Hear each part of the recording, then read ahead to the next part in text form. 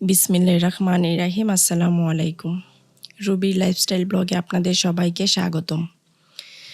যে যেখান থেকে আমার আজকের এই ভিডিওটা দেখছেন, আশা করছি আল্লাহর অশেষ রহমতে সকলেই ভালো আছেন, সুস্থ আছেন। আলহামদুলিল্লাহ, আমিও ভালো আছি। আপনাদের সাপোর্ট আর ভালোবাসায় আবারও আরও একটা নতুন ভিডিও নিয়ে চলে আসলাম।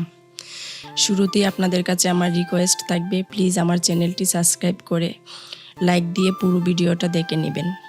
আমার চ্যানেলে ভিউয়ের তুলনায় কেন জানি না সাবস্ক্রাইব এবং লাইক খুবই কম আসে। আপনাদের কাছে আমার রিকোয়েস্ট, প্লিজ লাইক দিয়ে পুরো ভিডিওটা দেখে নেবেন। যদি ভিডিওর কোনো অংশে একটু হলেও ভালো লাগে থাকে তবে প্লিজ সাবস্ক্রাইব করবেন।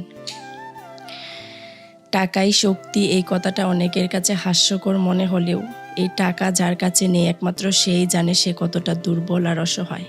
অনেকেই হয়তো বলবেন, টাকা দিয়ে কি জীবন কেনা যায়? না, টাকা দিয়ে জীবন কেনা না গেলেও টাকার অভাবে আমি অনেক জীবন শেষ হতে দেখেছি। টাকা ছাড়া সম্পর্ক ভালোবাসা দেখানো যায় না, সেই সম্পর্কে আন্তরিকতা প্রকাশ করা যায় না, একটা সময় এসে সেই সম্পর্কটা টিকিয়েও রাখা যায় না।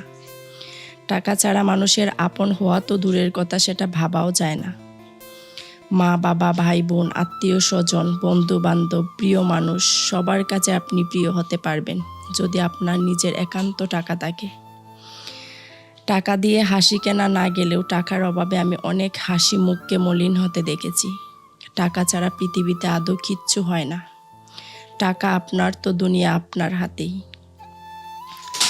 টাকার অভাব মানুষের জীবনে সবচেয়ে বড় অভাব বলে আমি মনে করি। তাই প্রতিটা মানুষের উচিত কষ্ট করে হলেও টাকা উপার্জন করার অন্তত চেষ্টা করে যাওয়া। নিজের শখগুলো পূরণ করার জন্য হলেও, আপনার চারপাশের অসহায় মানুষগুলোর একটু পাশে দাঁড়ানোর জন্য হলেও আপনার টাকা ইনকামের অনেক প্রয়োজন। মানুষ অনেক কথাই বলবে, কিন্তু আপনার ও আপনার চারপাশের প্রয়োজন, শখ, ইচ্ছেগুলো পূরণ করার বেলায় আপনাকেই লাগবে। আর এইগুলো পূরণ করতে গেলে শুধুমাত্র প্রয়োজন টাকার।